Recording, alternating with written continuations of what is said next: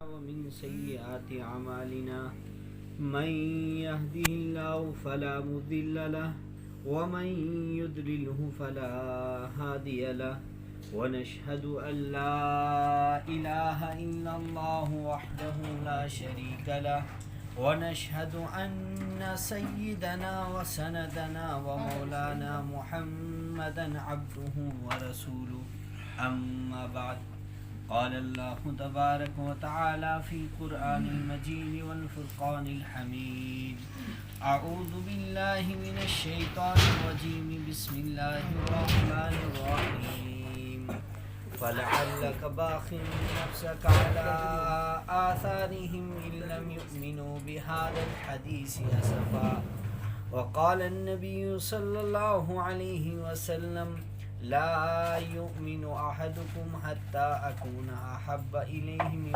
والده وولده والناس أجمعين اللهم صل على محمد وعلى آل محمد كما صليت على إبراهيم وعلى آل إبراهيم إنك حميد مجيد اللهم بارك على محمد وعلى آل محمد كما باركت على إبراهيم وعلى آل إبراهيم إنك حميد مجيد اللهم صل على محمد وعلى آل محمد كما صليت على إبراهيم وعلى آل إبراهيم إنك حميد مجيد محترم سامعین کرام، میرے ایمانی بھائیوں، انسان دنیا میں آیا ہے، اس کا ایک مقصد ہے، جس مقصد کو خود رب کائنات نے بیان فرمایا، اور پھر انسان کی ہدایت کے لیے اللہ تعالیٰ نے دستور حیات قرآن پاک کو رکھا۔ قرآن پاک ایک ایسی عظیم کتاب ہے جس کتاب سے دنیا میں زندگی گزارنے کے راستے ملتے ہیں، اور دنیا میں انسان کو کیسے رہنا ہے، پیدائش سے لے کر موت تک اس نے زندگی کیسے گزارنی ہے، یہ اللہ کی کتاب کے اندر یہ ہدایات موجود ہیں، اور رحمت عالم صلی اللہ علیہ وسلم نے ان کی تشریح کر کے ہمیں بتا دی ہے۔ اب اگر کوئی اس سے دور رہتا ہے اور زندگی گزارنے میں وہ راستے اختیار نہیں کرتا ہے جو ہماری نجات کا ذریعہ بننے والی ہیں، اس کا مطلب دنیا کے آنے کا مقصد بھی نہیں معلوم، اور سب سے بڑا بدقسمت انسان وہ ہے جو اللہ کی کتاب سے دور رہے گا۔ ہم سے کہا جاتا ہے کہ اللہ سے محبت کیا کرو، اللہ کے حبیب رحمت عالم صلی اللہ علیہ وسلم سے بہت زیادہ محبت کیا کرو، لیکن ہمیں اس سے پہلے یہ چیز معلوم ہونی چاہیے کہ اللہ کے حبیب نے ہم سے کتنی محبت کی، یعنی اپنی امت کے ساتھ محبت کے کیا کیا تقاضے پورے کیے ہیں اللہ کے حبیب نے، اور کن کن کاموں کو اپنی امت کی محبت میں کیا ہے، اور کتنی قربانیاں اپنی امت کے لیے دی ہیں، وہ رحمت عالم صلی اللہ علیہ وسلم کی ذات ہو یا صحابہ، ان تمام کو جاننا بھی ضروری ہے۔ آج میں آپ کے سامنے وہ باتیں پیش کرنے کی کوشش کروں گا کہ اللہ کے حبیب نے اپنی امت سے کتنی محبت کی۔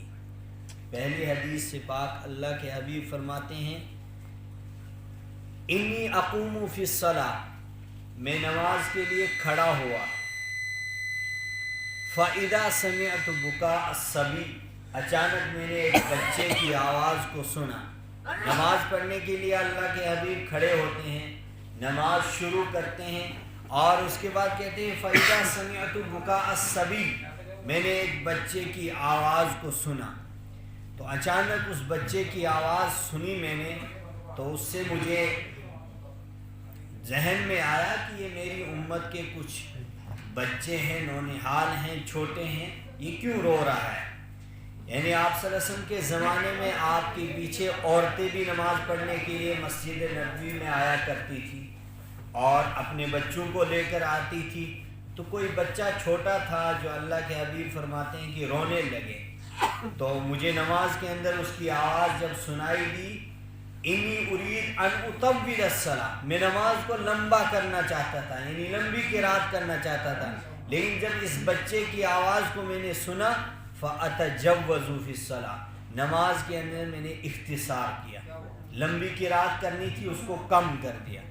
صحابہ نے پوچھا کہ اللہ کے حبیب آپ کا ارادہ تھا کہ لمبی نماز پڑھائیں، لمبی قرات کریں، لیکن آپ کے ارادے کے باوجود آپ اپنے ارادے کو چھوڑ دیتے ہیں اور نماز کے اندر اختصار کرتے ہیں، کیا وجہ ہوئی؟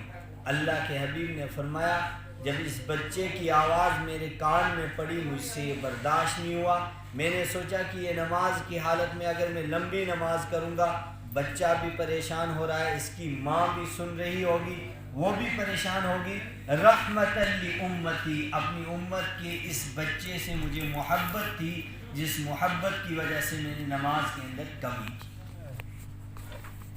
دوسری حدیث پاک میں اللہ کے حبیب فرماتے ہیں لولا ان اشک علی امتی لامرتهم بتاخیر العشاء الى ثلث اللیل، اگر مجھے اپنی امت پر مشقت کا ڈر نہ ہوتا اور ان کی پریشانیوں کا مجھے احساس نہ ہوتا تو میں اپنی امت کے افراد کو حکم دیتا کہ عشاء کی نماز تہائی رات میں جا کر ادا کرو۔ تہائی رات کا مطلب ہے رات کے 3 حصے کرو، مثال کے طور پر آج کی رات 12 گھنٹے کی ہے تو ہم نے اس کے 3 حصے کرنے، 4 4 8 اور 4 12، گویا کہ مغرب کی نماز کی ادائیگی کے بعد ہم نے 4 گھنٹے کے بعد عشاء پڑھنی تھی اس حدیث پاک کے مطابق، یعنی مثال کے طور پر 11:30 12 بجے ہم نے نماز ادا کرنی تھی عشاء، اس سے پہلے ہم پڑھ نہیں سکتے تھے، لیکن اللہ کے حبیب فرماتے ہیں لولا ان اشک علی امتی، مجھے اپنی امت کی پریشانیوں کا احساس تھا، میں نے ذہن میں لایا کہ میرے امت کے افراد دن میں کام کاج کرنے والے بہت سارے ہوں گے، کاشتکاری کرنے ہوں گے، کچھ آفس میں جانے والے ہوں گے، کچھ نوکریاں کرنے والے ہوں گے، وہ جب شام کو لوٹیں گے تو اس وقت بہت زیادہ تھکے ہوئے ہوں گے، اور اس کے بعد اگر ان کو بتایا جائے گا کہ عشاء کی نماز 4 گھنٹوں کے بعد ادا کرو تو یہ ان کے اوپر بڑا شاک گزرے گا، اس لیے لولا ان اشک علی امتی، اپنی امت کے لیے میں نے اس کے اندر بھی کمی کی اور میں نے کہا کہ مغرب کی نماز کے 1.5 گھنٹہ کے بعد یا 1.25 گھنٹہ کے بعد عشاء کی نماز ہم پڑھ سکتے ہیں، جیسے آج دیکھو ہم 7:30 بجے عشاء کی نماز پڑھ سکتے ہیں، ورنہ حدیث پاک کے مطابق 11 بجے جا کر ادا کرنی تھی ہم نے، تو سب پریشانیوں کے اندر مبتلا ہوتے۔ تو حضرت عائشہ فرماتی ہیں اللہ کے حبیب کبھی کچھ کام کرنا چاہتے تھے یا کہنا چاہتے تھے لیکن پھر نہ کرتے تھے نہ کہتے تھے، کہا کیوں ایسا کرتے تھے؟ رحمت لامتی، اپنی امت کے ساتھ محبت تھی۔ یہاں پر بھی یہ تیسری حدیث پاک اللہ کے حبیب فرماتے ہیں لولا ان اشک علی امتی لامرتهم بالسواک عند کل صلاۃ، اگر مجھے اپنی امت پر مشقت کا ڈر نہ ہوتا تو میں اپنی امت کو 5 وقت لگاتار مسواک کرنے کو واجب قرار دیتا۔ اس سے پتہ چلا کہ مسواک بہت عظیم چیز ہے، بلکہ علماء نے اس کے 70 سے زیادہ فائدے گنائے، اور لکڑی کا جو مسواک ہوتا ہے نا، اس کا سب سے بڑا فائدہ یہ ہے کہ جو پابندی کے ساتھ اپنی عمر میں مسواک کرے گا مرتے وقت اس کو کلمہ طیبہ نصیب ہوتا ہے، اس لیے کہ اس کا منہ صاف اور پاکیزہ ہوتا ہے اور اللہ کی رضامندی کا ذریعہ ہے، تو جس کی وجہ سے اس کو آخر میں کلمہ نصیب ہو جاتا ہے، اس کی زندگی کا بیڑا پار ہو جاتا ہے، وہ جنتی بن جاتا ہے۔ اس کے تو بہت سارے فائدے ہیں، بلکہ میں نے یہاں یہ بات سمجھانی ہے آپ کو کہ اللہ کے حبیب فرماتے ہیں اگر مجھے پریشانی کا ڈر نہ ہوتا کہ میری امت پریشان ہو جائے گی اور ان کے لیے دشوار کام ہے تو میں 5 ٹائم اس کو فرض قرار دیتا۔ تو اس کا مطلب ہے کہ مسواک جو کر پائے گا 5 ٹائم یہ تو اس کے لیے بہت عظیم چیز ہے، لیکن اگر کسی کو چھوٹ جائے، کسی کو مسواک یاد نہیں رہی، کسی کے جیب میں نہیں رہی، تو اگر نہیں کرے گا تو گنہگار بھی نہیں ہوگا۔ گویا کہ یہ بھی اللہ کے حبیب نے ایک آسانی اپنی امت کے لیے رکھی، جو کر سکتا ہے اس کو کثرت کے ساتھ ثواب ملے گا، اور جو نہیں کر پائے گا تو گنہگار تو نہیں ہوگا۔ اسی کو کہا لولا ان اشک علی امتی لامرتهم بالسواک عند کل صلاۃ، اگر مجھے اپنی امت پر مشقت کا ڈر نہ ہوتا تو ہر نماز کے وقت مسواک کو فرض کر دیتا۔ تو اللہ کے حبیب سے پوچھا گیا کہ یہ نماز کے اندر اختصار، یہ عشاء کی نماز اتنی دیر کے بعد پڑھنی تھی، اس کو کم کرنا، مسواک میں آسانیاں پیدا کرنا، کیوں ایسا کیوں کیا آپ نے؟ فرمایا رحمت لامتی، اپنی امت سے محبت تھی اور کوئی وجہ نہیں تھی۔ اس کے بعد اللہ کے حضرت عائشہ فرماتی ہیں، بخاری شریف کے اندر روایت موجود ہے کہ اللہ کے حبیب کبھی کوئی کام کرنا چاہتے تھے یا کچھ کہنا چاہتے تھے، نہیں کرتے تھے نہ کہتے تھے۔ اس کے بعد صلاۃ اللیل کا واقعہ بیان کیا امام بخاری علیہ رحمہ نے بخاری شریف کے اندر، کیا فرماتے ہیں؟ صلی رسول اللہ صلی اللہ علیہ وسلم ذات لیلۃ فی مسجد، رحمت عالم صلی اللہ علیہ وسلم نے ایک موقع پر مسجد نبوی کے اندر رات کو نماز پڑھی، رات والی نماز۔ اچانک کچھ صحابہ نے دیکھا مسجد نبوی کے اندر رات کو کوئی صحابی چل رہا تھا، دیکھا اللہ کے حبیب نماز پڑھ رہے ہیں، تو انہوں نے غنیمت جانا اس وقت کو اور اپنے لیے بڑی سعادت سمجھا، جا کے ان کے پیچھے کھڑے ہو گئے، اور 2-3 صحابی ان کے ساتھ، انہوں نے بھی دیکھا اللہ کے حبیب کے پیچھے کھڑے ہوئے۔ جب نماز مکمل کر دی اللہ کے حبیب نے باہر نکلے اور سورج طلوع ہونے کے بعد لوگوں سے کہا ہم بہت خوش قسمت لوگ ہیں مدینہ کے۔ تو انہوں نے پوچھا آپ کو کیا خوش قسمتی ملی؟ کہا ہم رات کے وقت میں مسجد نبوی میں گئے، اللہ کے حبیب نماز پڑھا رہے تھے، ہم ان کے پیچھے مقتدی بنے، ہمارے امام امام الانبیاء تھے اور ہم امام الانبیاء کے مقتدی بنے، اس سے بڑی خوش قسمتی کیا ہوگی؟ ہمارے امام رحمت عالم صلی اللہ علیہ وسلم کی ذات۔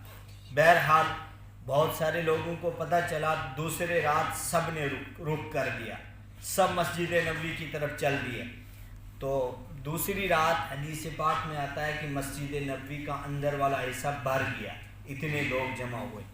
اللہ کے حبیب معتکف جو اعتکاف والا پردہ ہے اس سے باہر نکلے، تہجد کی نماز پڑھتے تھے، باہر نکل کر پھر نماز شروع کی، دیکھا مسجد نبوی بھری ہوئی، لوگ انتظار میں، اور آپ صلی اللہ علیہ وسلم نے نماز پڑھائی۔ بہرحال اس دن بھی تیسرے دن کیا ہوا؟ اب ان سارے لوگوں نے مدینہ، پورے مدینہ کے اندر، مدینہ کے اطراف کے اندر یہ بات پھیلا دی کہ ہم بڑے خوش قسمت لوگ ہیں، رات کو مسجد نبوی کے اندر جاتے ہیں، اللہ کے حبیب کے پیچھے نماز پڑھتے ہیں۔ ظاہر سی بات ہے صحابہ اللہ کے حبیب کے لیے اپنی قربانیاں اور مر مٹنے والے تھے، ہر ایک نے رخ کر دیا مسجد نبوی کی طرف۔ حدیث پاک میں آتا ہے مسجد نبوی کا اندر والا حصہ بھی تیسرے دن بھر گیا، صحن بھی بھر گیا، یہاں تک کہ پیچھے سڑکوں کے اوپر صفیں لگ گئیں، قبا تک لوگ پہنچ گئے، سارا مدینہ ٹوٹ کر آ گیا۔ کیوں آیا؟ اللہ کے حبیب کے پیچھے نماز پڑھنا نصیب ہو۔ بہرحال تیسرے روز ایسا ہوا کہ اللہ کے حبیب پردے سے باہر نہیں نکلے۔ صحابہ جب صبح فجر کی اذان کا وقت قریب ہونے لگا تو صحابہ نے سوچا شاید کہ اللہ کے حبیب کی آنکھ لگ گئی، بیدار نہیں ہو رہے ہیں۔ کچھ صحابہ نے چھوٹے چھوٹے کنکر اٹھائے، اس پردے پر مارے تاکہ یہ پردہ ہلے، اللہ کے حبیب باہر آ جائیں، اور کچھ نے ایسا کیا کھانسنا شروع کیا زور زور سے تاکہ ہماری آواز کے ذریعے سے اللہ کے حبیب اس پردے سے باہر آ جائیں، اور پردے سے باہر آنے کے بعد ہمیں نماز پڑھائیں گے۔ لیکن اللہ کے حبیب باہر نہیں نکلے اور بالارادہ باہر نہیں نکلے۔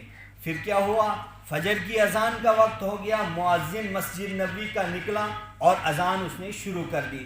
اذان پڑھنے کے بعد اللہ کے حبیب اس پردے سے باہر نکلے اور اسی طرح ممبر پر بیٹھے، اور ممبر رسول پر اللہ کے حبیب بیٹھنے کے بعد اعلان کرتے ہیں رأیت الذی ما صنعتم، جو کچھ تم نے کیا سب کچھ میں نے دیکھ لیا۔ یعنی کسی نے کنکر مارا وہ بھی مجھے پتہ چلا، کسی نے کھانسا وہ بھی مجھے پتہ چلا۔ لم یمنعنی من الخروج الیکم انی خشیت ان تفترض علیکم، اللہ کے حبیب نے فرمایا مجھے اس پردے سے باہر آنے پر کسی نے روکا نہیں، اللہ نے مجھے منع نہیں کیا کہ آپ پردے کے اندر بیٹھے رہو، ساری دنیا آپ کا انتظار کر رہی، کہا نہیں، کسی نے مجھے آپ کے پاس آنے سے نہیں روکا، لیکن ایک چیز نے مجھے روکا، وہ کیا ہے؟ ان تفترض علیکم، یہ نماز کہیں تم پر فرض نہ ہو جائے۔ یعنی اللہ کے حبیب اگر اس دن نکلتے تیسرے دن تو تہجد کی نماز امت پر فرض ہو جاتی۔ تو اللہ کے حبیب نے فرمایا میں اسی لیے نہیں نکلا، اگر میں نکلتا یہ نماز فرض ہو جاتی اور میری امت کے افراد دن میں ان کو 5 وقت نماز پڑھنا دشوار ہو جاتی تھی، رات کے وقت میں کہاں وہ پابندی کے ساتھ نماز پڑھتے اور پھر وہ گنہگار ہوتے جن کی نماز چھوٹتی اور جہنم کے مستحق ہو جاتے۔ پھر محدثین کا ذوق ہوتا ہے، وہ ہر حدیث کے پیچھے کوئی نہ کوئی قانون اور ضابطہ لکھتے ہیں۔ شاہ ولی اللہ محدث دہلوی علیہ رحمہ فرماتے ہیں کہ اس کے پیچھے محدثین نے ایک ضابطہ لکھا۔ کیا ضابطہ لکھا؟ جہاں امت کی تائید اور امت کی کثرت اور نبی کی تائید 2 چیزیں جمع ہو جائیں گی، وہ چیز امت پر فرض ہو جاتی۔ امت کی کثرت کیا تھی؟ حدیث پاک میں کثر الناس، لوگ بہت زیادہ جمع ہوئے تھے، مسجد نبوی کا اندر والا حصہ بھی، باہر والا حصہ بھی، اور پوری قبا تک لوگوں کی صفیں لگ گئی تھی۔ یہ ہو گیا کثر الناس، امت کا شوق۔ اور نبی کی تائید کیا ہوتی؟ اگر یہ پردے سے باہر نکل کر آ جاتے، نماز پڑھا لیتے، تو یہ نبی کی تائید تھی۔ جب یہ 2 چیزیں جمع ہو جائیں گی تو امت پر وہ چیز فرض ہو جاتی ہے۔ لیکن ایک چیز تو پائی گئی، لیکن اللہ کے حبیب باہر نہیں نکلے۔ حضرت عائشہ نے پوچھا کہ آپ نے ایسا کیوں کیا؟ فرمایا رحمت لامت، مجھے صرف اپنی امت سے محبت تھی اور کوئی وجہ نہیں تھی، صرف امت کی محبت کے تقاضے کی وجہ سے میں نے یہ کام، ان اعمال کے اندر کمیوں کو میں نے اختیار کیا اور میں باہر نہیں نکلا۔ 5ویں روایت، اللہ کے حبیب فرماتے ہیں، رحمت عالم صلی اللہ علیہ وسلم حدیث پاک میں آتا ہے، صوم وصال رکھتے تھے۔ صوم وصال کس کو کہتے ہیں؟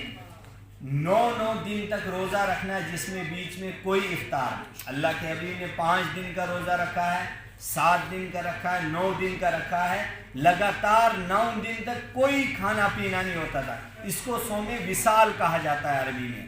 اللہ کے حبیب یہ صوم وصال رکھتے تھے، 9 دن کا روزہ رکھتے تھے۔ صحابہ نے دیکھا کہ اللہ کے حبیب صوم وصال رکھتے ہیں، صحابہ نے شروع کر دیا صوم وصال رکھنا۔ اللہ کے حبیب نے فرمایا لا تواصلوا، روزہ مت، صوم وصال مت رکھو۔ تو صحابہ نے پوچھا اے اللہ کے حبیب انک تواصل، آپ تو صوم وصال رکھتے ہیں، ہم آپ کی ایک ایک سنت کے لیے مر مٹنے والے لوگ ہیں، ہم آپ کا جو عمل دیکھتے ہیں وہ کیوں نہیں کریں گے؟ اللہ کے حبیب نے جواب میں فرمایا انی لست کاحدکم، میں تم میں سے کسی کی طرح نہیں ہوں۔ کیوں؟ ان اللہ یطعمنی ویسقینی، اللہ مجھے کھلاتا اور پلاتا ہے۔ اس کا مطلب کیا ہے؟ صرف ظاہراً جو ہم کھانا پینا کھاتے ہیں یہ ظاہری کھانا بھی نہیں ہو، ایک ہے روحانی غذا جو انسان اگر 10 سال تک نہیں کھائے گا کچھ نہیں ہوگا۔ اللہ کے حبیب 9 دن تک روزہ رکھتے تھے، کوئی کھانا پینا نہیں ہوتا تھا، کچھ نہیں ہوتا تھا۔ فرمایا انی لست کاحدکم، میں تمہاری طرح نہیں ہوں، میں تو سارے انبیاء کا سردار ہوں، دنیا اور آخرت تو میرے لیے سجائی گئی ہے، اور میرے ساتھ اللہ کا معاملہ کیا ہے؟ ان اللہ یطعمنی ویسقینی، اللہ مجھے کھلاتا اور پلاتا ہے۔ پھر محدثین نے ایک ضابطہ لکھا، جس کو اللہ کھلائے اور پلائے اس کا روزہ نہیں ٹوٹتا ہے، جو خود کھائے گا اس کا روزہ ٹوٹ جاتا ہے۔ اسی لیے یہ ایک فقہ کا ضابطہ بھی ہے، اور اس کے مطابق مسئلہ یہ ہے کہ اگر روزے کی حالت میں کوئی بھولے سے اگر پورا کھانا کھا لے روزہ نہیں ٹوٹتا۔ کیوں؟ یہ اللہ نے کھلایا، کیونکہ بھول سے اس کو یاد نہیں رہا، تو یہ جو کھا جاتا ہے اس کے بعد اس کو یاد آتا اوہو میں نے تو پوری پلیٹ کھانا کھا لی، میرا تو روزہ تھا۔ اب مسئلہ ہے کہ اس کا روزہ رہا کہ ختم ہوا۔ آپ کو جواب کوئی مفتی، کسی مفتی کے پاس جائیں گے، وہ آپ کو جواب دیں گے آپ کا روزہ ٹوٹا نہیں۔ کیوں نہیں ٹوٹا؟ ان اللہ یطعمنی ویسقینی، یہ تو کھلانے والا اللہ ہے۔ اور جس کو یاد ہے روزہ کہ میرا روزہ ہے، اگر وہ اپنے ارادے سے کھانا کھائے گا، اگر ایک لقمہ بھی کھائے گا، کسی مفتی سے آپ پوچھیں گے وہ جواب دے گا کہ اس کا روزہ ٹوٹ گیا، اس لیے کہ اس نے خود کھایا، اس کو اللہ نے نہیں کھلایا۔ بھولنے والے کو اللہ کھلاتا ہے، اور جو خود سے کھاتا ہے وہ اپنے ارادے سے کھاتا ہے، اس لیے اس کا روزہ ٹوٹ جاتا ہے۔ ایک عظیم حدیث اس کے بعد 6ٹھی حدیث میں آپ کے سامنے صرف اس موضوع کی پیش کر رہا ہوں کہ اللہ کے حبیب نے ہمارے لیے کیا کیا ہے، ہمیں آخرت کی کتنی فکر ہے، ہم اللہ کے حبیب کی سنتوں پر کتنا چلتے ہیں، ہمیں علم کی وراثت جو ملی ہے اس کی کتنی قدر کرتے ہیں، اور علم کی وراثت کے ساتھ ساتھ علماء کی جو ہمیں ایک عظیم نعمت ملی ہے، ہم علماء کی کتنی قدر کرتے ہیں۔ ان احادیث سے بالکل آشکارا ہوگا اللہ کے حبیب فرماتے ہیں کہ ایک وقت آیا، میری اس دنیا سے جانے کا وقت آیا، جو آخری وقت آیا، اس وقت جبریل امین حاضر ہوتے ہیں، سارے فرشتوں کے سردار، اور ملک الموت جس کو ہم کہتے ہیں عزرائیل علیہ السلام، جو سارے انسانوں کی روح کو قبض کرتا ہے، یہ حاضر ہوتا ہے، عرش سے آتا ہے اللہ کے حبیب کے سامنے، ان کے گھر میں جو آپ کا حجرہ مبارک تھا دستک دیتا ہے دروازے پر، زمین پر پہلی مرتبہ ایسا ہوتا ہے ملک الموت اجازت طلب کر رہا ہے، دروازہ کھٹکھٹا رہا ہے، اللہ کے حبیب نے پوچھا کون؟ کہا میں ملک الموت۔ کیوں؟ اللہ نے بھیجا ہے، جاؤ محمد سے کہہ دو آپ دنیا میں رہنا چاہتے ہو یا میرے پاس آنا چاہتے ہو۔ یہ پہلی مرتبہ اس زمین پر ایسا واقعہ رونما ہوا ہے، یہ بہت غور سے سننے کی باتیں ہیں، اس سے انسان کو کچھ چیزیں سمجھ میں آتی ہیں۔ تو اللہ کے حبیب نے فرمایا میں تو اپنے رب کے ساتھ ملاقات چاہتا ہوں، لیکن اس سے پہلے میری امت کے بارے میں کون سوچے گا؟ میں اپنی امت کو کیا کرتا ہوں؟ جہنم کی طرف جو لوگ جاتے ہیں ان کو نکال کے جنت کی طرف راستہ بتاتا ہوں، بھائی یہ جہنم والا راستہ ادھر مت جاؤ، ادھر ان کو بھیجتا ہوں۔ لیکن جب میں اپنے رب کے پاس چلا جاؤں گا تو رب کے پاس جانے کے بعد میری امت کی حفاظت جہنم سے کون کرے گا؟ پہلے میرے رب سے کہو کہ میری امت کے بارے میں کچھ گارنٹی دے دے مجھے، اس کے بعد میں آؤں گا، تب تک نہیں آؤں گا۔ بہرحال جبریل امین کو دیکھا اللہ کے حبیب نے، آپ کیوں پریشان؟ ما یحزنک یا جبرائیل، اے جبرائیل آپ کو کون سی چیز آج پریشان کر رہی ہے؟ آپ کے چہرے سے پریشانی نظر آ رہی ہے۔ جبریل امین نے جواب میں کہا اے اللہ کے حبیب میری زندگی کا آخری دن ہے، آج میں قرآن پاک کی آخری وحی آپ کے پاس لے کر آ رہا ہوں، اس کے بعد مجھے موقع نہیں ملے گا، اس لیے کہ مجھے آخری وحی کا حکم ملا ہے کہ اب محمد کے پاس ایک ہی مرتبہ آپ نے جانا ہے، اس کے بعد محمد نے ہمارے پاس آنا ہے۔ تو کہا کہ مجھے وہ خوش قسمتی کے وہ جو مراحل اور موقع یاد آتے ہیں، میں آپ کے پاس بار بار قرآن لے کر آتا تھا، لیکن آج کے بعد مجھے موقع نہیں ملے گا، اسی لیے پریشان ہوں۔ اللہ کے حبیب نے فرمایا اے جبرائیل ہر نبی جو آدم سے لے کر اب تک میری تک آیا ہے سب جانے کے لیے آئے، جانا تو سب نے ہے۔ پتہ چلا کہ اگر کسی نے رہنا ہوتا تو اللہ کے حبیب رہتے، لیکن وہ بھی کہہ رہے ہیں جانا ہے سب نے، اس کا مطلب رہنا یہاں کسی نے نہیں ہے۔ بہرحال یہ بات ہوئی، جبریل امین کو اللہ کے حبیب نے فرمایا جاؤ میرے رب سے کہہ دو میری امت کے بارے میں کچھ گارنٹی دے۔ جبریل امین جاتے ہیں اللہ کے حبیب کے حکم کے مطابق، ملک الموت کھڑا ہے ڈیوٹی پر، دروازے سے اندر کھڑا رہے، ابھی روح قبض کرنے کی اجازت نہیں ہے، ابھی کھڑا ہے، ورنہ ہم جیسے انسان ہوتے ہیں ہم سے اجازت مانگی جاتی ہے، نہ ہمیں پتہ بھی چلتا ہے، لیکن اللہ کے حبیب کیا مقام اور کیا مرتبہ ہے، کھڑا ہے ملک الموت۔ جبریل امین جاتے ہیں اور پیغام لے کر آتے ہیں، اللہ تعالیٰ نے کہا جاؤ محمد سے کہہ دو من مات من امتک فتاب قبل موتہ بسنۃ قبلت توبتہ ولم ابالی، آپ کی امت کا کوئی انسان موت سے 1 سال پہلے توبہ کر لے گا، میں اس کی توبہ کو بھی قبول کروں گا، میرے خزانے کے اندر کوئی کمی نہیں ہے، جاؤ یہ گارنٹی دو۔ اللہ کے حبیب کے پاس جب یہ پیغام آیا فرمایا السنۃ کثیر، 1 سال تو بہت لمبا ہوتا ہے، اس میں بھی میری امت کے افراد گناہ کریں گے، اور جاؤ اور کم کر کے آؤ۔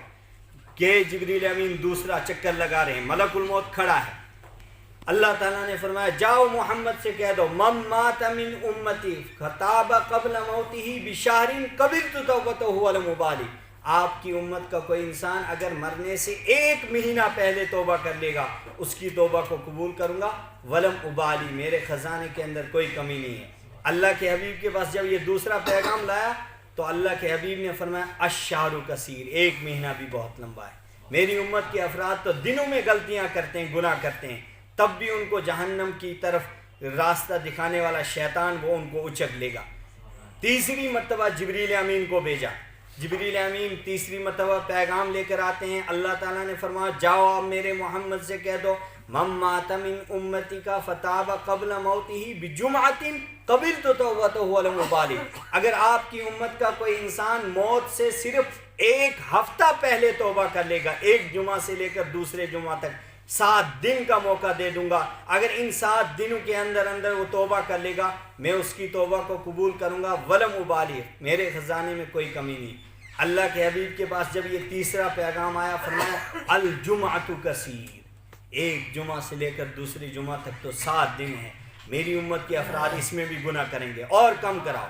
ملک الموت ابھی کھڑا ہے ڈیوٹی پر, جبریل امین لگا رہا ہے چکر. کیوں لگا رہا ہے؟ اللہ کے حضرت عائشہ نے بیچ میں پوچھا کہ ایسا کیوں, اتنے بڑے فرشتے کو آپ چکر لگوا رہے ہیں اور اتنے بڑے آدمی کو, اتنے بڑے فرشتے کو آپ نے کھڑا رکھا ہے. فرمایا رحمت لامتی, اے عائشہ تیری فکر نہیں ہے, حسن اور حسین نواسوں کی نہیں ہے, قیامت تک آنے والے ہر امتی کی فکر ہے مجھے, اس لیے میں نے یہ کام شروع کروایا ہے. اور بہرحال چوتھا چکر جب ہو گیا, اللہ تعالیٰ نے فرمایا جاؤ محمد سے کہہ دو من مات من امتی کا فتاب قبل ساعت قبلت توبتہ ولم ابالی, اگر آپ کی امت کا کوئی انسان مرنے سے صرف 1 گھنٹہ پہلے توبہ کر لے گا, اس کی توبہ کو بھی میں قبول کروں گا. میرا خزانے کے اندر تو کوئی کمی نہیں آئے گی, میں تو غفور الرحیم ہوں, میں تو تیرے کہنے کی وجہ سے اس کو 1 گھنٹے پہلے توبہ کر لے گا, معاف کر دوں گا.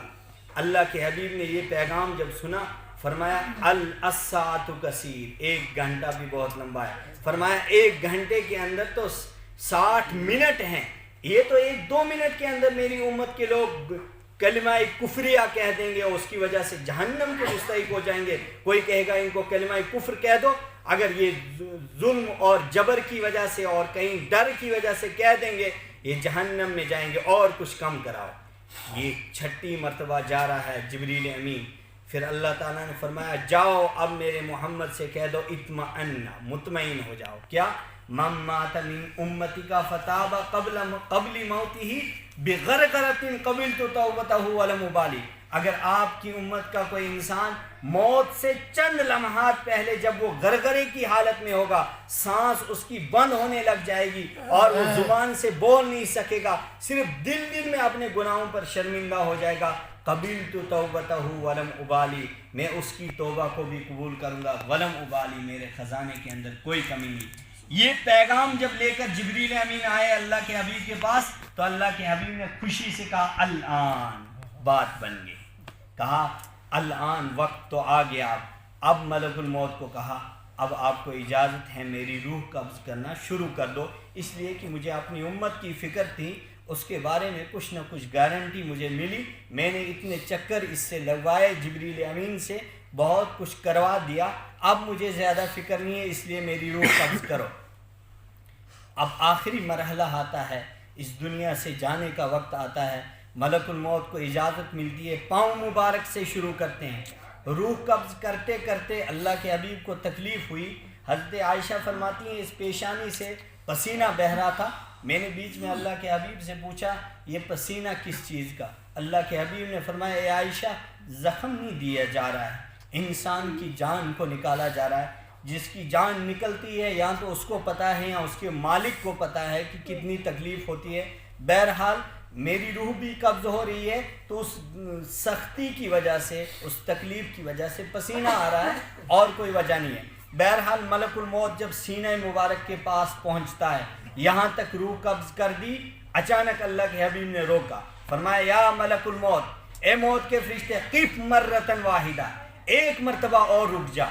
آدھے راستے میں روکا, یہاں سے اوپر جان باقی, یہاں سے نیچے جان نکال چکے ہیں, اور اللہ کے حبیب نے ملک الموت کو روکا. یہ بھی پہلی مرتبہ زمین پر ہوا ہے. فرمایا اے موت کے فرشتے میری آخری بات سن لے اور میرا آخری پیغام سن لے. کیا تو نے جس طرح پاؤں سے لے کر سینے مبارک تک مجھے جان نکالنے میں جتنی پریشانی اور مشقت میں ڈالا, کیا میری امت کے افراد کو بھی اسی طرح تو تکلیف دے گا؟ موت کے فرشتے نے اسرائیل علیہ السلام نے کہا یا سید الاولین والآخرین, اے پہلو اور بعد والوں کے سردار, سارے انبیاء کے سردار, دنیا اور آخرت میں آپ کو سرداری ہوگی. اگر آپ کو تکلیف ہو رہی ہے, آپ کی امت کے افراد تو اس سے زیادہ تکلیف ہوگی. اللہ کے حبیب نے فرمایا اے موت کے فرشتے میں نے تجھے آدھے راستے میں روکا, اور مجھے کوئی اپنا مقصد حسن اور حسین یہاں یاد نہیں ہے, عائشہ اور صدیقہ یاد نہیں ہے, مجھے صرف یہ یاد ہیں امت کے افراد ہیں. میری امت کے جس فرد کو قیامت کی صبح تک تو نے تکلیفیں دینی ہیں, وہ ساری تکلیفیں مجھے یہاں سے اوپر دینا, لیکن میری امت کے افراد کو اتنا پریشان نہیں کرنا. یہ ہے رحمت عالم صلی اللہ علیہ وسلم کی زبان کا آخری جملہ, جو اپنی امت کے لیے, جو میرے اور آپ کے لیے کہی ہے انہوں نے یہ بات. کیا قیامت کے دن ہم بچ سکتے ہیں؟ جو اللہ کے حبیب نے ہمارے لیے یہ سب کچھ کیا ہے، اس طرح کی قربانی پوری تاریخ اسلام کے اندر، دنیاوی کسی تاریخ کے اندر آپ کو نہیں ملے گی کہ کسی نبی نے کسی امت کے لیے اتنا بڑا کارنامہ اور اتنی بڑی قربانی دی ہو کہ موت کے فرشتے کو آخری وقت میں روک کر یہ بات بتائی ہو کہ میری امت کے افراد کو اتنی تکلیف نہیں دینا، اگر کسی کو دینی بھی ہے تو نے وہ ساری مجھے یہاں سے اوپر دے دینا، لیکن میری امت کے افراد کو نہیں لینا۔ میرے بھائیوں، ہم اپنے گریبان میں جھانک لیں کہ ہم اللہ کے حبیب کی سنتوں پر کتنا عمل کرتے ہیں، آپ کی تعلیم کو کتنا ہم رائج کر رہے ہیں، اس کی اشاعت کتنی کر رہے ہیں، اس کا تحفظ کتنا کر رہے ہیں، قرآن پاک جو اللہ کے حبیب پر نازل ہوا ہے اس کو ہم کتنا پڑھتے ہیں، اس کو کتنا سمجھتے ہیں، اپنے بچوں کو کتنا ہم دے رہے ہیں۔ یہ بہرحال یہ اللہ کے حبیب کا ایک وراثت میں دیا ہوا ایک سرمایہ ہے، پیسہ نہیں چھوڑا ہے۔ اللہ کے حبیب فرماتے ہیں جو بھی نبی جاتا ہے وہ پیچھے علم چھوڑتا ہے، وہ اللہ کی کتاب کو چھوڑتا ہے، وہ آسمانی نور چھوڑتا ہے۔ یہ قرآن جس کو ہم بہت ہلکا سمجھتے ہیں، اس کے اندر ساری دنیا سمائی ہوئی ہے، سب کچھ اس کے اندر ہے، لیکن ہم نے اس کو بہت ہلکا سمجھا ہوا ہے۔ اور اللہ کے حبیب نے ایک اہم بات یہ بھی فرمائی، میری امت کے لیے سب سے بڑی مصیبت یہ ہے کہ ایک تو اس کو مال دھوکہ دے گا، دوسرا اس کو اولاد بھی دھوکہ دے گی۔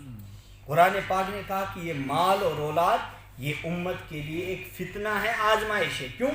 اپنی بچوں کے لیے انسان سب کچھ کرتا ہے، اور جب دینی حمیت ختم ہو جائے گی، دینی طرز عمل ختم ہو جائے گا، باپ اپنے بیٹے کے لیے اپنے دین کو بھی بیچ دیتا ہے، اور جب مال کی کثرت ہو جائے گی، ایسا مال جس کی وجہ سے اس کو آخرت کی طرف سے آنکھیں بند کر دے گا، اس کو سب کچھ لگے گا تجارت کے اندر، مال کے اندر، جتنا زیادہ کروڑوں میں کمائے گا اتنا اس کا ذہن اور ڈائیورٹ ہوگا دنیا کی طرف۔ اللہ کے حبیب نے فرمایا کہ بہت سارے مالدار تو بچ جائیں گے، لیکن اکثر کی تعداد ایسی ہوگی جو اس کی وجہ سے اس کے شکنجے کے اندر آ جائیں گے، کبھی ضمیر اپنے کو بیچ دیں گے، کبھی ایمان کو بیچ دیں گے، اور چند ٹکوں کے لیے اپنے ایمان پر سودا کر کے اور صرف دنیا کے پیچھے چل جائیں گے، اور ان کو لگے گا سب کچھ اسی میں ہے، لیکن نہیں۔ اللہ کے حبیب نے فرمایا الکیس من دان نفسہ وعمل لما بعد الموت، میری امت کا سب سے عقل مند انسان وہ ہے جو موت کے بعد کے لیے کام کرتا رہے گا۔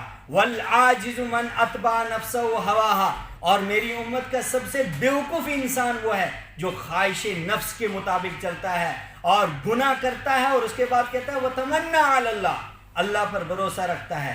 انسان کا ذہن ہے نا کہ جب گناہ کرتا ہے اس کو کہتے ہیں یار کیوں گناہ کر رہا ہے، کیوں شراب پی رہا ہے، کیوں چوری کر رہا ہے، کیوں جھوٹ بول رہا ہے، یار اللہ تو غفور الرحیم ہے۔ اللہ کے حبیب نے فرمایا میری امت کا سب سے بیوقوف انسان ہے۔ کیوں؟ اس لیے کہ گناہ کر کے اللہ پر امید رکھتا ہے، نیکی کا کام کر کے اللہ پر امید رکھتا تو عقل مند ہوتا، لیکن چوری کر کے کہتا ہے اللہ غفور الرحیم ہے، چوری کر دی معاف کرے گا اور کروں گا چوری۔ یعنی شیطان اس کو یہ ذہن میں ڈالتا ہے گناہ کر اور اپنے رب پر امید رکھ، لیکن نہیں، اسلام یہ اس کو یہ حکم دیتا ہے، اللہ کا قرآن یہ حکم دیتا ہے نیکی کر، اس کے بعد اللہ پر اچھی امید رکھ کی نماز پڑھ، اللہ سے امید رکھ جنت ملے گی، سچ بول اللہ سے امید رکھ کی جنت ملے گی، اور دھوکے سے اپنے آپ کو بھی بچا دوسروں کو بھی بچا، اس کے نتیجے میں تجھے جنت ملے گی۔ لیکن گناہوں کے بعد اپنے رب پر امید رکھنا یہ تو شیطانی خیال ہے، یہ تو شیطان دھوکہ دے رہا ہے۔ ان الشیطان للانسان عدو مبین، یہ شیطان انسان کا کھلم کھلا دشمن ہے۔ اللہ تعالیٰ نے قرآن پاک میں اسی لیے فرمایا فَلَعَلَّكَ بَاخِعٌ نَفْسَكَ عَلَىٰ آثَارِهِمْ إِن لَّمْ يُؤْمِنُوا بِهَٰذَا الْحَدِيثِ أَسَفًا۔ رحمت عالم صلی اللہ علیہ وسلم اپنی جان کو فدا کرنے والے تھے، اپنی جان کے چور چور کرنے والے تھے۔ پوچھا گیا کیوں؟ فرمایا إِن لَّمْ يُؤْمِنُوا بِهَٰذَا الْحَدِيثِ أَسَفًا، مجھے افسوس ہوگا کہ یہ قرآن کو کیوں نہیں مانتے ہیں، یہ قرآن کے مطابق کیوں نہیں ایمان لاتے ہیں، اور اس کے مطابق زندگی کیوں نہیں گزارتے ہیں۔ اور قرآن پاک نے کہا یہاں تک کہ انسان کو مخاطب کر کے کیا کہا، یا ایھا الانسان، اے انسان، ما غرک بربک الکریم، تیرے اوپر ایک کریم رب ہے، اس سے کس نے تجھے غافل کر دیا؟ اس کریم رب نے کیا کیا ہے؟ الذی خلقک فسواک فعدلک، جس نے پیدا کیا، جس نے بہت درست بنایا اور تجھے اعتدال نصیب کر دیا، اور کتنا خوبصورت بنایا۔ وَلَقَدْ خَلَقْنَا الْإِنسَانَ فِي أَحْسَنِ تَقْوِيمٍ، ہم نے انسان کو سب سے خوبصورت بنایا۔ انسان کا نظریہ، دنیا کا نظریہ یہ ہے کہ مٹیریل جتنا اچھا ہوگا چیز اتنی اچھی تیار ہوگی، لیکن قرآن پاک نے کہا کہ اللہ تعالیٰ کی ذات ایسی عظیم ہے کہ مٹیریل سب سے گندا اور چیز سب سے اچھی۔ انسان کو کس سے پیدا کیا؟ ایک ناپاک قطرے سے پیدا کیا۔ وہ کیسا تھا؟ هل اتى على الانسان حين من الدهر لم يكن شيئا مذكورا، انسان پر ایک ایسا وقت گزرا ہے جس میں وہ کوئی قابل ذکر چیز نہیں تھا۔ ایک نطفے والی شکل گزری ہے انسان پر، جس نطفے کا نام لینا انسان پسند نہیں کرتا ہے۔ اللہ تعالیٰ فرماتے ہیں دیکھو اس ناپاک قطرے سے جس کو تم ہاتھ لگانا، جس کا نام لینا تم پسند نہیں کرتے ہو، اس گندے قطرے کا نام نہیں لیتے ہو، اس کا نام لینے میں بھی کتراتے ہو، لیکن اسی گندے قطرے سے میں نے اشرف المخلوقات پیدا کر دیا، انسان بنا دیا۔ یہ اللہ تعالیٰ انسان کو سمجھا رہا ہے قرآن پاک کے ذریعے سے کہ یہ دنیا فانی ہے، کل من علیہا فان، اس پر ہر عزت والا بھی جانے والا ہے، یہاں بادشاہ بھی جانے والا ہے، یہاں غریب بھی جانے والا ہے، متوسط درجے کا بھی جانے والا ہے۔ جب یہ دنیا کی ہر چیز فنا کی طرف جا رہی ہے، کل من علیہا فان، باقی کون رہے گا؟ وَيَبْقَى وَجْهُ رَبِّكَ ذُو الْجَلَالِ وَالْإِكْرَامِ، ایک تمہارا مالک باقی رہے گا، اور جب تمہارا مالک باقی رہے گا تو مالک نے جو احکام، جو قانون، جو ضابطے، جو دستور تمہیں دیا تھا، نبی کی شکل میں دیا تھا، قرآن کی شکل میں دیا تھا، اسلامی طرز عمل کی شکل میں دیا تھا، اور صحابہ کے ذریعے سے اس دین کو تم تک پہنچایا تھا، اور اس کے بعد آج کے دور کے اندر ایک علماء کا بہترین طبقہ تمہارے سامنے ہے جو تمہاری صحیح ترجمانی کر رہا ہے، جو تمہیں قرآن کریم سمجھانے کی کوشش کرتا ہے، جو اس کے مطابق تمہیں ڈھالنے کی کوشش کرتا ہے۔ یہ ساری نعمتیں جو ہیں اللہ تعالیٰ فرماتے ہیں لَإِن شَكَرْتُمْ لَأَزِيدَنَّكُمْ، اگر قرآن کی قدر کی اور دوں گا، اگر اللہ کے نبی کی قدر کی اور تمہارے اندر نور پیدا ہوگا، علماء کی قدر کی اور اضافہ کر دوں گا، وَلَئِن كَفَرْتُمْ إِنَّ عَذَابِي لَشَدِيدٌ، لیکن اگر ان عظیم نعمتوں کی ناقدری کی کسی نے تو میرا عذاب بھی بڑا سخت ہے۔ اللہ کا عذاب کتنا سخت ہے؟ حضرت عثمان غنی رضی اللہ تعالیٰ عنہ قبرستان کے پاس سے گزرتے ہیں، آنکھوں سے آنسو آتے ہیں۔ پوچھا گیا، سوال کیا کہ لماذا تبکی، آپ کیوں رو رہے ہیں؟ آپ تو کسی اور چیز سے نہیں روکتے ہیں، قبرستان کے پاس سے گزرتے ہیں، آپ کی داڑھی مبارک تر ہو جاتی ہے، وجہ کیا ہے؟ آپ کو اللہ کے حبیب نے فرمایا ابو بکر فی الجنہ، عثمان فی الجنہ، علی فی الجنہ، سب کے نام لے کر 10 صحابہ جن کو عشرہ مبشرہ کہتے ہیں ان کا نام لے کر فرمایا یہ سارے جنت میں جائیں گے۔ دنیا میں سرٹیفکیٹ مل رہی ہے جنت کی، لیکن اس کے باوجود آپ قبرستان کے پاس سے جاتے ہیں اور آپ پریشان ہو رہے ہیں۔ حضرت عثمان غنی رضی اللہ تعالیٰ عنہ جواب دیتے ہیں کہ مجھے اس گھر کی حقیقت کا معلوم نہیں ہے کہ وہاں کیا ہوگا میرے ساتھ۔ میری زندگی جو گزر رہی ہے، کہیں میں سوچ رہا ہوں کہ کوئی ایک غلطی نہ ہو جائے جس غلطی کا مواخذہ مجھے اس قبر کے اندر ہو جائے، اس لیے قبر کے پاس سے گزرتا ہوں، ذہن میں لاتا ہوں جب میں اس قبر میں جاؤں گا چند گزہ زندگی ہے، اور اس کے بعد اس چند گز کی اس زمین کے اندر میری لاش کو ڈالا جائے گا، نہ وہاں لائٹ کا انتظام ہے، نہ کھانے کا انتظام ہے، نہ پینے کا انتظام ہے، سارا کچھ سسٹم ختم ہے۔ جب میں اس قبر کا اندر ڈالا جاؤں گا، اس کے بعد اگر مجھ سے پوچھ لیا جائے گا کہ دنیا کے اندر یہ غلطی آپ نے کیوں کی تھی، آپ کو تو اپنی عبادت کے لیے بھیجا گیا تھا، اور قرآن نے کہا تھا وَمَا خَلَقْتُ الْجِنَّ وَالْإِنسَ إِلَّا لِيَعْبُدُونَ، میں نے انسان اور جنات کو محض اپنی عبادت کے لیے پیدا کیا ہے۔ تو نے تو دنیا کے اندر جا کر غلطیاں کی اور عبادت کے اندر کوتاہی کی، اگر یہ مجھ سے پوچھ لیا جائے تو وہی ذہن میں وہ سوال میرے گھوم رہا ہے جس کی وجہ سے مجھے رونا آتا ہے۔ لیکن ہم قبرستان سے چاہے گزرے اور لاشوں کو اٹھا کر چلیں، چاہے ان کے لیے اعلان کریں کہ فلاں آدمی اس کی موت ہو گئی ہے، لیکن اپنا نہیں ذہن میں لاتے ہیں، شیطان دھوکہ دیتا ہے۔ اللہ کے حبیب نے ایک صحابی سے فرمایا اذا اصبحت فلا تحدث نفسک بالمساء، جب تو صبح کرے گا رات والوں میں اپنا شمار مت کرنا، جب بیڈ روم میں رات کو سونے کے لیے جائے گا یہ نہیں سمجھنا آپ صبح جاگیں گے جب لوگ میں بھی جاگوں گا۔ اور وَإِذَا أَمْسَيْتَ وَإِذَا أَصْبَحْتَ، جب تو صبح کرے گا فَلَا تُحَدِّثْ نَفْسَكَ بِالْمَسَاء، جب تو صبح کرے گا اور شام والوں میں اپنا آپ کا شمار مت کرنا۔ اللہ کے حبیب سے پوچھا گیا کیوں رات کو ہم سوئیں گے صبح جاگیں گے، شام میں اور صبح والوں میں ہم شمار کیوں نہیں کریں گے؟ اللہ کے حبیب نے جواب میں کہا یا عبداللہ، اے اللہ کے بندے، انک لا تدری، تو نہیں جانتا ہے، مسمک غدا، صبح تیرا نام زندوں میں ہوگا یا مردوں میں۔ یہ موت کا استحضار دلایا۔ قل ان الموت الذی تفرون منہ، وہ موت جس سے انسان بھاگتا ہے اور سوچتا ہے کہ میں بچ جاؤں۔ آج دنیا کے اندر دیکھو انسان بیماریوں سے بچنے کی ہر ممکن کوشش کرتا ہے، علاج کی سارے ذرائع اپناتا ہے کہ اس کا علاج ہو جائے، بچ جائے۔ مقصد کیا ہے کہ اس کی موت نہ ہو جائے۔ اللہ تعالیٰ قرآن پاک میں سورہ جمعہ میں فرماتے ہیں قل ان الموت الذی تفرون منہ، وہ موت جس سے انسان بھاگتا ہے اور بھاگنے کے بعد بچنے کی کوشش کرتا ہے، فَإِنَّهُ مُلَاقِيكُمْ، وہ تمہارے ساتھ ملاقات کر کے رہے گی۔ اور دوسری جگہ قرآن پاک نے کہا اگر سیسا پلائی ہوئی دیواریں ہیں ان کے اندر بند ہو کر کسی محل کے اندر بیٹھ جاؤ گے اور سارے سراغ بند کر جاؤ گے، یہاں تک کہ ایک مچھر کے جانے کی جگہ بھی نہیں رکھو گے، اینما کنتم یدرککم الموت، موت تمہیں وہاں آ کر بھی پکڑے گی، اور پھر پکڑ کر چھوڑے گی نہیں ایسے مر گیا بس پھر راکھ بن گیا اڑ گیا ہواؤں میں، کوئی نہیں پوچھنے والا۔ فَيُنَبِّئُكُم بِمَا كُنتُمْ تَعْمَلُونَ، پھر تمہیں اللہ کی ذات کی طرف لوٹایا جائے گا اور وہ تمہیں بتائے گا کہ دنیا کے اندر تم نے کیا کیا کام کیا۔ ہم سب کا مقصد یہی رہنا چاہیے، قبر سامنے رہے، محشر کا میدان رہے، سورج سر پر ہوگا، زمین بہت گرم ہوگی، حدیث پاک میں آتا ہے کچھ ٹخنوں تک پسینے کے اندر ڈوبے ہوں گے، کچھ گھٹنوں تک ہوں گے اور کچھ یہاں سینے تک ہوں گے، اور چوتھی روایت کے اندر آیا ہے کہ یہاں گردن تک پسینے کے اس پانی کے اندر ڈوبے ہوئے ہوں گے۔ پوچھا گیا کہ اللہ کے حبیب یہ مختلف قسمیں کیا؟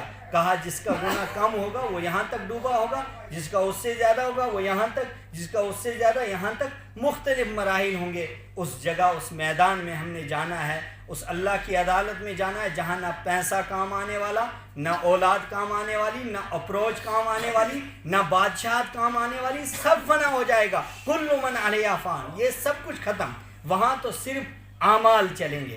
تو اس لیے وہاں کی طرف بھی دھیان رہے ہمارا، اپنی زندگی کو دیکھتے رہیں، موت کی تیاری کے ساتھ زندگی گزارتے رہیں۔ اللہ تعالیٰ مجھے بھی آپ حضرات کو بھی عمل کی توفیق نصیب فرمائے، موت کا وقت آسان فرمائے، آخری وقت میں کلمے والی اور ایمان والی موت نصیب فرمائے۔ وآخر دعوانا الحمدللہ رب العالمین۔ حضرت مفتی فیض الوحید صاحب قدس سرہ، آپ جانتے ہوں گے ان کا انتقال ہو گیا ہے۔ ان کی ایک کتاب ہے سیرت نبی پر جس کا نام ہے سراجم منیرہ، چمکتا ہوا چراغ۔ انہوں نے اس سیرت کو لکھا ہے اور قرآن پاک کی زبانی لکھا ہے، اللہ کے حبیب کی کہانی قرآن پاک کی زبانی، یعنی اللہ نے اپنے حبیب کی تعریف اور ان کے نقوش اور ان کے زندگی کے سارے مراحل کو کیسے بیان کیا ہے۔ مفتی صاحب نے یہ کوشش کی ہے قرآن پاک کے مطابق۔ وہ کتاب بھی یہاں پر موجود ہے، اور جو سیرت سے دلچسپی رکھتا ہو اور اپنی زندگی کے اندر کچھ نکھار لانا چاہتا ہو اس کتاب کو ضرور خریدیں، اور اس کو خریدنے کے بعد پڑھیں اور اس کے بعد اپنی عملی زندگی کے اندر اس کو لانے کی کوشش کریں۔ بہت عظیم کتاب ہے، میں نے وہ کتاب پڑھی ہے، واقعتاً اس کے اندر انسان کو اخلاص کے ساتھ وہ لکھی گئی کتاب ہے، اس کے بہت اچھے نتائج ہیں، اس کو بھی یاد کریں اور قرآن پاک کے ساتھ اپنا تعلق مضبوط کریں، اپنے بچوں کو قرآن پاک کے ساتھ جوڑیں۔ جہاں جہاں مسجدیں ہیں وہاں ائمہ ہوتے ہیں، ان کے ساتھ اپنے بچوں کو رکھیں تاکہ وہ دینی تعلیم کچھ نہ کچھ سیکھیں، موت کے بعد یہی چیزیں کام آنے والی ہیں۔ وآخر دعوانا